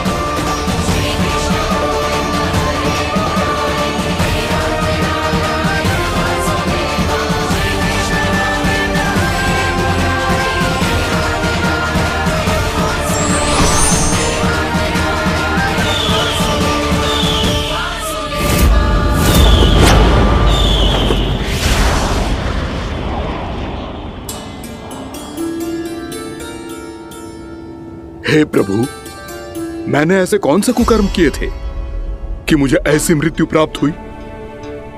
और ऐसे कौन से सुकर्म किए थे कि आपके हाथों से मुझे मोक्ष प्राप्त हुआ है प्रभु? सीमित स्मरण करो, हे गिरीश की पुत्र वक्कासुर। स्मरण करो, कैसे अपने पिता की तरह अभिमान से भरे हुए थे तुम। स्मरण करो, कैसे हमें पराजित करने के लिए पूरी सृष्टि को संकट में डाल दिया था तुमने, और हमें विवश होकर पराजय स्वीकार करनी पड़ी थी। स्मरण करो, कैसे तुमने देवराज इंद्र का छत्र चुरा लिया था। पर यह सब भी पर्याप्त नहीं था वक्कासुर।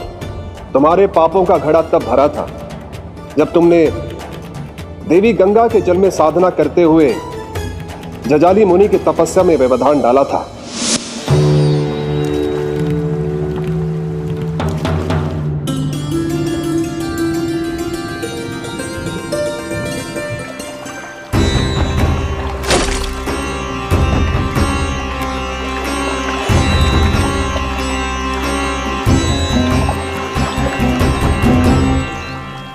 रुक क्यों गए चालक? नौका को आगे की ओर ले चलो। आगे बढ़ना उचित नहीं होगा महाराज।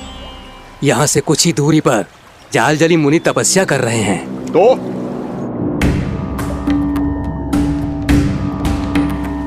मेरे मत्स्य आखेट के क्षेत्र में इसने तपस्या करने की भूल की है। मेरे ही राज्य में मेरा कोई क्षेत्र मेरे लिए वर्जित हो, ये मुझे स्वीकार नहीं है। आपने पर्याप्त मत्स्य आखेट कर लिया है महाराज। यदि तुम इन मछलियों का आहार नहीं बनना चाहते हो, चुपचाप मेरी आज्ञा मानो। क्षमा, क्षमा महाराज।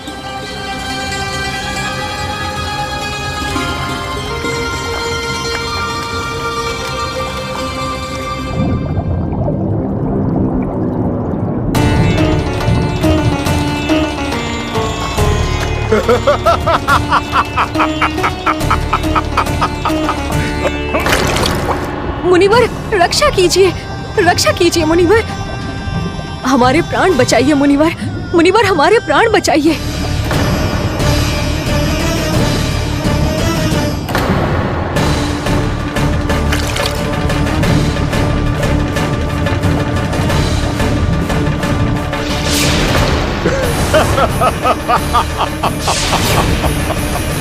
ठहर जाओ असुरराज,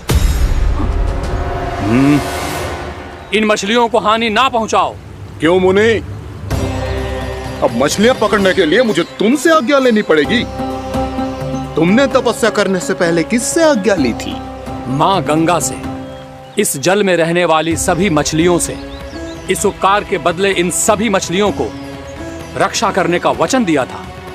इसीलिए असुरराज, मैं शांति से कह रहा हूं, इस स्थान को अशुद्ध ना करो, चुपचाप यहां से चले जाओ, नहीं तो इसका परिणाम अच्छा नहीं होगा।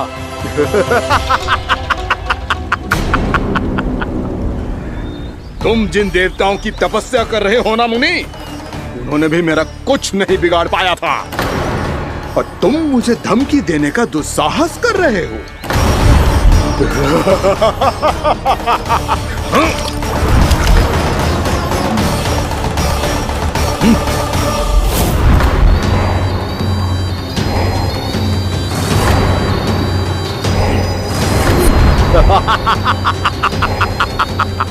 मूर्ख, विचारों से तो तू राक्षस है ही, और स्वभाव से उस बगुले की तरह है जो भूख ना होने पर भी उन निर्दोष मछलियों को आहार बनाता रहता है।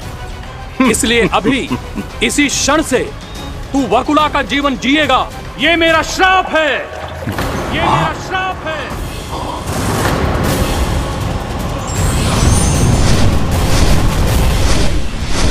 श्राप पाने के बाद तुम्हें आभास हुआ कि तुमने कितना बड़ा अपराध किया था, और तब तुम जजाली मुनि से क्षमा याचना करने लगे। तुम्हारे अपराध बोध को जानकर मुनि श्रेष्ठ शांत हुए और उन्होंने तुम्हें वरदान दिया। श्राप से मुक्ति का एक ही मार्ग होता है असुर, पश्चाताप। तुम्हें अपने भूल का पश्चाताप है, इसीलिए मैं तुम्हें वरदान देता हूं। तुम्हें मेरे श्राप से मुक्ति अवश्य मिलेगी। स्वयं प्रभु श्री नारायण के अवतार इस बगुले के देह के बंधन से तुम्हें मुक्त करेंगे।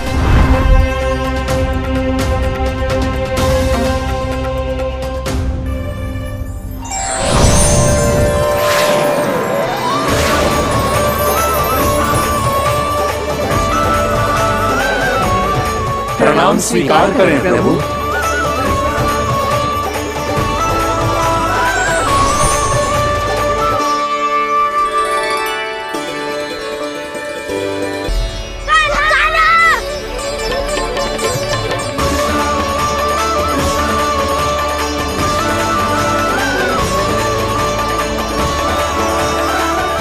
मुझे ना बताओ कि तुम सबने क्या देखा है, चाहे जो देखा है, बस मैया से कछु मत ही बताना। ताना!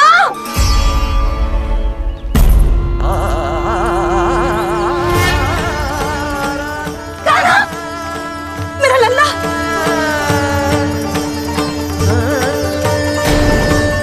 भानु बता रहा था तुझे कोई असुर पंछी निकल गया था।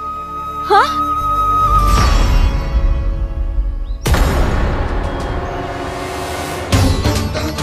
हे नारायण, ये क्या है?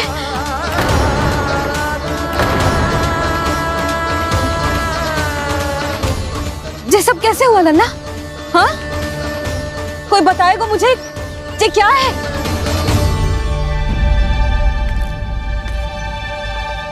श्रीधामा, मधुमंगल, चिची को सब कुछ बता दो। ये असुर पक्षी मुझे निगलने वाला था रानी भाभी, तभी अंतिम क्षण में कान्हा ने आके मुझे बचा लियो। और ये असुर पक्षी ने कही कि यह है वृंदावन का राजकुमार, नंदराज का लल्ला। इसके होते कोई भी वृंदावन वासियों को हानि ना पहुंचा सकते। रानी भाभी, कान्हा ने अपने प्राणों की चिंता ना करी और इस क्रूर राक्षस से भिड़ गयो और इस राक्षस पक्षी ने इसे निगल लियो। इतना पर्याप्त है भोला काका, सब कुछ बताने की आवश्यकता नहीं है। ये सब देख के सारी बालक मंडली इतनी व्याकुल हो गई कि सबने अपने प्राण अर्पित कर दिए और इस असुर पक्षी से कहे कि हमें खा लो और हमारे सखा को छोड़ दो। इन बालकों का पराक्रम देख के सभी देवतागण यहाँ आ गए और उनके हृदय भी पिघल गए और उन्होंने इस राक्षस पक्षी से युद्ध करके इसे मार गिराया।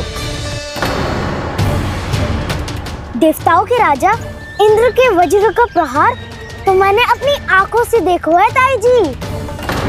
और फिर उसके बाद अग्निदेव ने अग्निवस्त्र का प्रहार किया।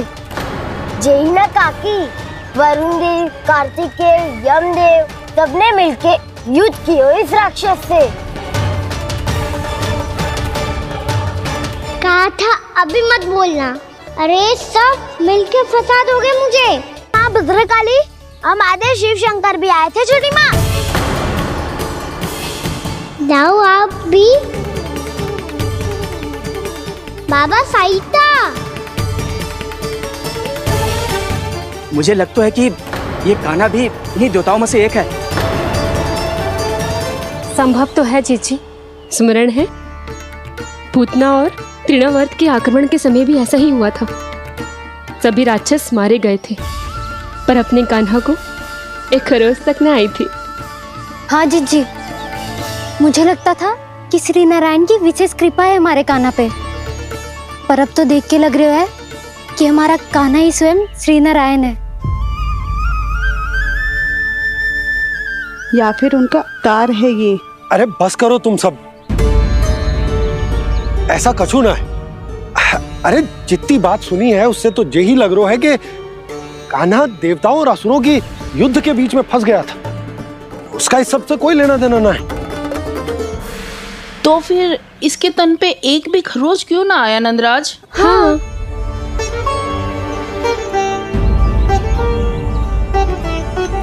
है काकी, खरच तो है।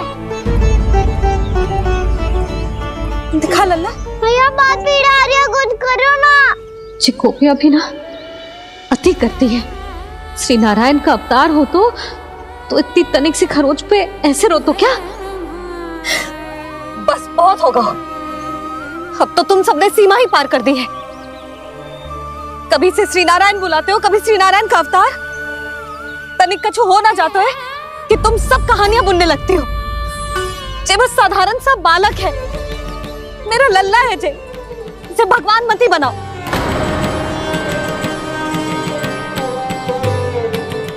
और तू क्या आवश्यकता थी तुझे यहाँ आने की?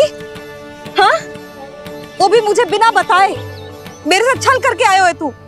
अब तू घर चल, ऐसा दंड दूंगी ना कि मैया बहुत पीड़ा हो रही है। मैया बहुत पीड़ा हो रही है मैया। हाँ नन्ना, तू घर चल, मैं तुझे औषधि लगा दूंगी। हल्दी का लेप लगाऊंगी ना, झट से ठीक हो जाएगा। चल चल।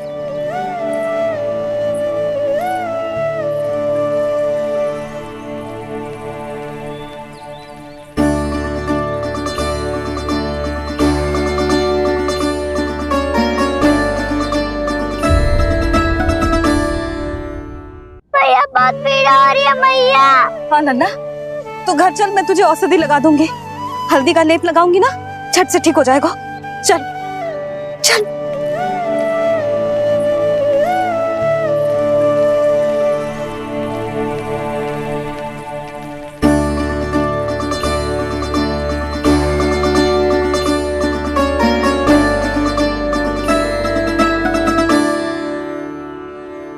बस लल्ला बस, रो मत।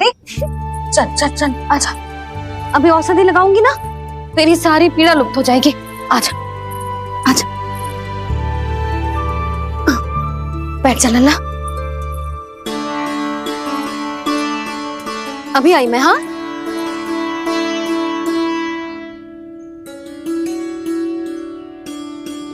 मैया। अरे तो अभी तक रो रो है? क्या कह रही थी सारी गोपियां? बता। के मेरा लल्ला श्री नारायण का अवतार है, दिव्य है, भगवान है। और जो भगवान इतनी छोटी सी चोट पे रोते हैं क्या? इतनी तो लगी भी ना है तुझे जितना तो तू आ ऊ कर रो है।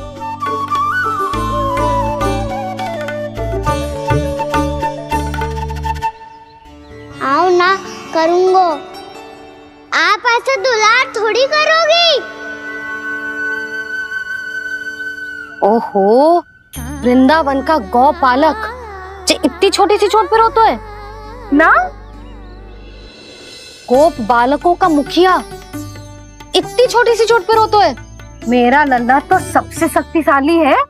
इतनी छोटी सी चोट तो क्या बड़े बड़े राक्षसों से भी ना घबराता है।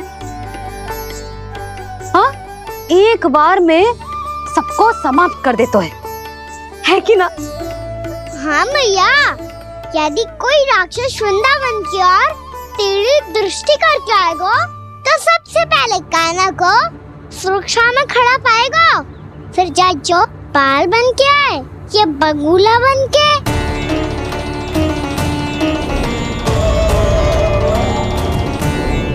ना लल्ला, सोचो भी मती। वृंदावन की सुरक्षा करना तेरा दायित्व ना है। तुझे और कोई संकट का सामना करने की आवश्यकता ना है। अभी तो मेरी पीड़िता का हरण कर रही थी, अचानक से क्या हो गया मैया को? कोई आवश्यकता ना है तुझे ऐसे संकटों का सामना करने की। आने दे आज तेरे बाबा को, सीधा सीधा बोल दूंगी। बहुत हो गए उनके तर्क वितर्क।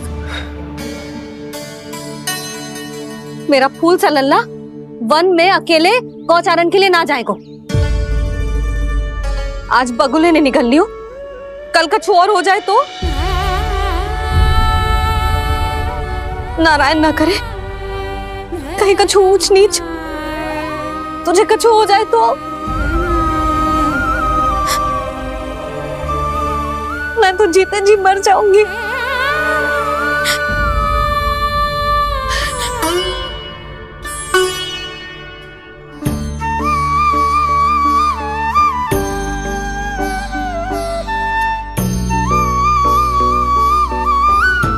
वीर लल्ला की वीर मैया इतनी सी बात तो रोती है क्या? क्या करूं कान्हा, तुझे ऐसे बार बार संकट के मुंह में जाते हुए ना देख सकती मैं। तो फिर मैया मैं वचन देता हूँ, आज के बाद मैं गौचारण के लिए तभी जाऊंगा जब आप आज्ञा दोगी। पक्का? छल ना करेगो ना मेरे साथ? मैंने कब छल करो मैया? अच्छा ठीक है, ना करूँ छल। यदि आपसे पूछे बिना बाहर निकलो तो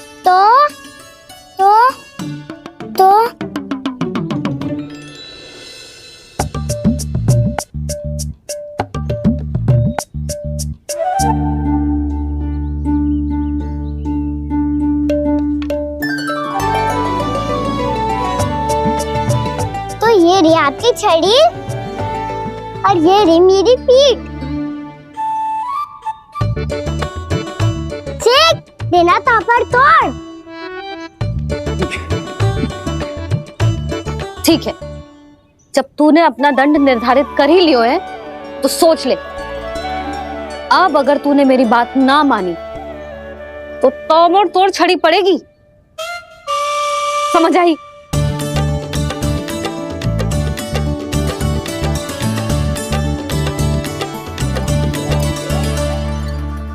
अच्छा ही है कि कान्हा कुछ दिन घर ही रहे। आज वन में जो हुआ है अवश्य कंस ने ही करवाए हुए वो सब।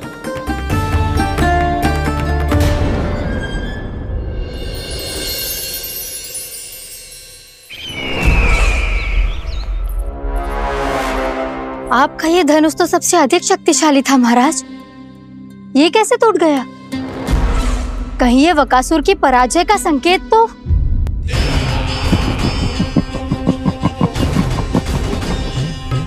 प्राप्ति, लगता है तुम्हें शुभ समाचार मिला नहीं। उस बकासुर ने उस विष्णु अवतार को जीवित ही निगल लिया है। अरे अब तक तो उस नन्हे से बालक को पचा भी चुका होगा वो। उसके तन में रक्त बनकर वो विष्णु अवतार और उसकी शक्तियां दौड़ रही होंगी। क्षमा कीजिए महाराज। क्षमा कीजिए। इस अशुभ से मुख से शुभ समाचार आने दो। माथे के बल को ढीला करो, चेहरे पर मुस्कान लाओ और कहो, महाराज, वृंदावन में मातम फैल चुका है। मैं ऐसा ही करता महाराज, यदि सूचना सत्य होती तो।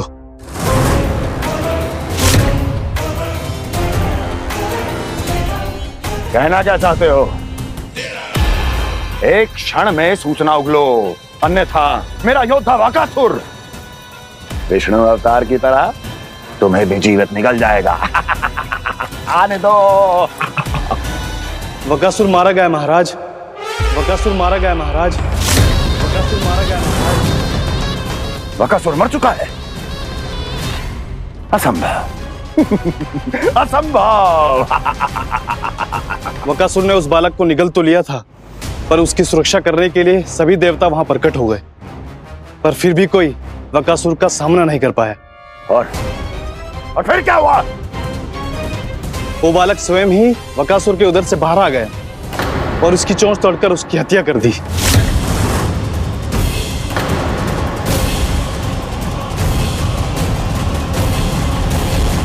वन में बकासुर की चोंच टूट गई और यहाँ आपका ये धनुष।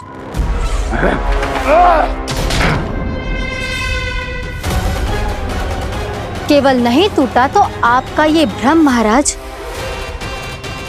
क्षमा कीजिएगा महाराज, आपका भ्रम टूटना आवश्यक है। आवश्यक है आपको यह आभास होना कि उस विष्णु अवतार को पराजित करने के लिए आपके साधारण योद्धाओं में वो सामर्थ्य नहीं है। अच्छा सर, उतना तृणावर्त, बकासुर, ये सब साधारण नहीं थे प्राप्ति, साधारण नहीं थे। फिर तो ये और भी अधिक चिंता का विषय है महाराज, क्योंकि इसका अर्थ तो यही हुआ कि वो विष्णु अवतार कुछ अधिक ही असाधारण है और उसका सामना करने के लिए और उसे मिट्टी में मिलाने के लिए आपको एक ऐसे अस्त्र की आवश्यकता है जो उसके सामने ना झुके और ना ही टूटे।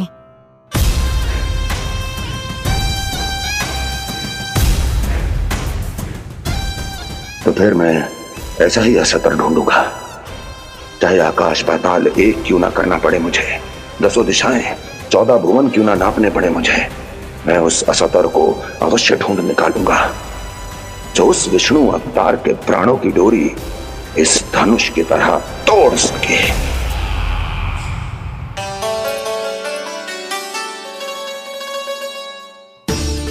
थैंक्स मामा ने मैया को वचन दिया है कि जब तक नहीं चाहेंगी मैं वन नहीं जाऊंगा, इसलिए आप मुझे मारने के लिए कोई शक्तिशाली असुर ढूंढने में व्यस्त रहो।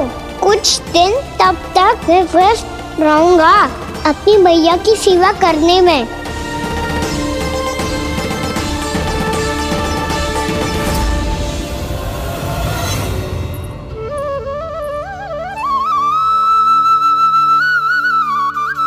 लो मैया, तुलसी जी को चढ़ाने के लिए जल।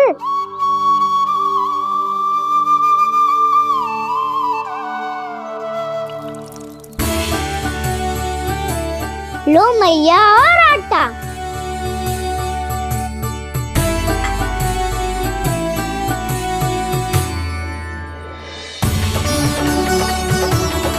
लो मैया, बेलन।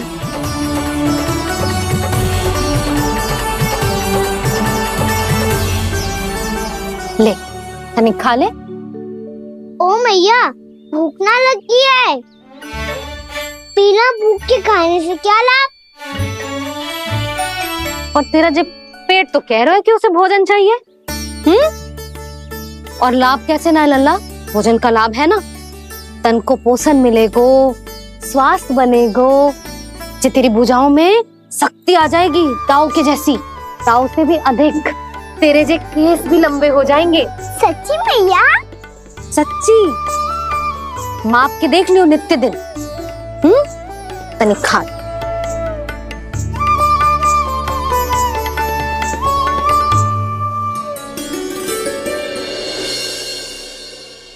मान के मैया का कहना, छक के भोजन खाते हैं,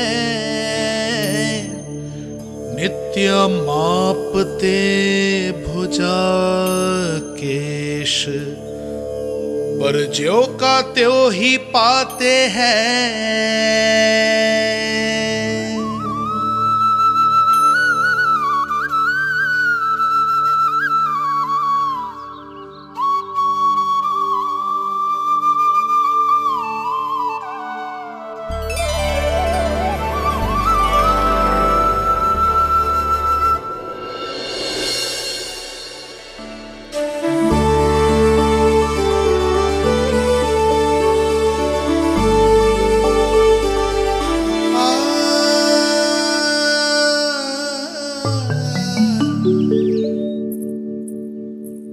ले लल्ला, फल खा ले। ना, मुझे ना खाने फल वल। क्यों? लंबे केस और शक्तिशाली भुजाएं ना चाहिए? व्यर्थ है ये सब। पिछले 10 दिनों से देख रहा हूँ, ना केस लंबे हुए हैं, ना भुजाएं शक्तिशाली बनी है। 10 दिन में का चुनाव होने वाला। 10 सप्ताह ऐसे खाएगो ना, तब जाके कछु बदलाव दिखेगो। समझ आई? चल अब खा ले। वैसे भी मुझे बहुत सारी तैयारियां करनी है आज। इसीलिए भैया, एकादशी के व्रत के लिए लल्ला। सुनो जी, सारी सामग्री आ गई? हाँ, तुमने जो कही थी सब ले आए हूँ।